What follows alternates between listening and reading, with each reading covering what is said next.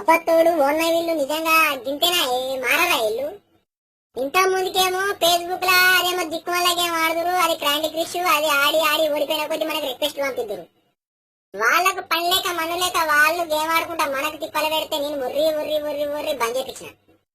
మళ్ళా మళ్ళా కొత్త భాగవతం మోపు చేసిరేమే ఎందుకు రాత్రికి 12 కొట్టగా. అరే ఇప్పుడే కన్నంటుకుంది నేమో మళ్ళా వాట్సాప్ లో తక్కువని మెసేజ్ వచ్చింది.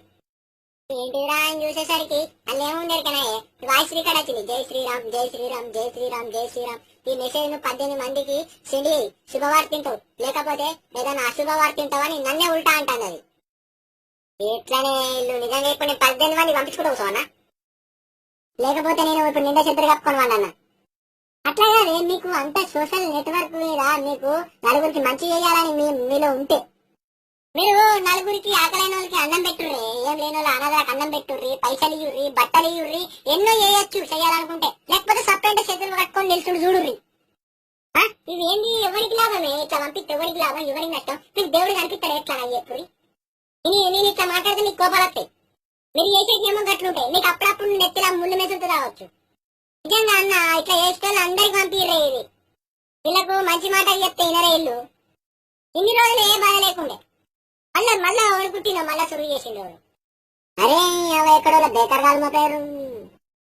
పొద్దుగాల లేస్తే దూతున్నదిరా భగవంతా అని వండుకుంటే ఆంజనేయం పేరు చెప్పి జై శ్రీరామ్ జై శ్రీరామ్ అట వాళ్ళకి పంపి ఇళ్ళకి పంపి.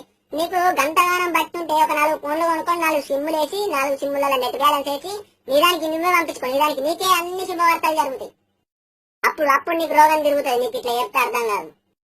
అబద్ధమన్నా ఇల్లు ఇట్లా చెప్తున్నారు. నిజంగా అందరికి మొత్తం మందికి పంపిర్రే, అందరికి ప్రతి ఒక్కరికి జరిగే ఉంటది, మొత్తం మంది వినే ఉంటారు.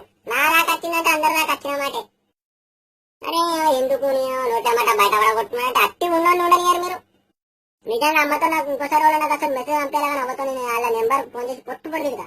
ఇప్పుడు పంపిద్దామన్నా నెట్ బ్యాలెన్స్ లేవు, పంపించకపోతే బాధ పంపిస్తే బాధ, పంపిస్తేనే వాళ్ళు నన్ను తిడతారు నాకెందుకు పంపినామని. లేకపోతే రేపు ఏదైనా అయితే దీని మీద అనుమానం వస్తుంది, పంపించిన అయితే అనుమానం వస్తుంది. ఎందుకు చేస్తారు ఇట్లా మీరు? దేవుని పేరు చెప్పి అన్ని ఆటకాలు అబ్బతోడా నాకు కాదు ఒకరికి పంపించాల్సి మెసేజ్ అయితే డెలీట్ చేసుకో.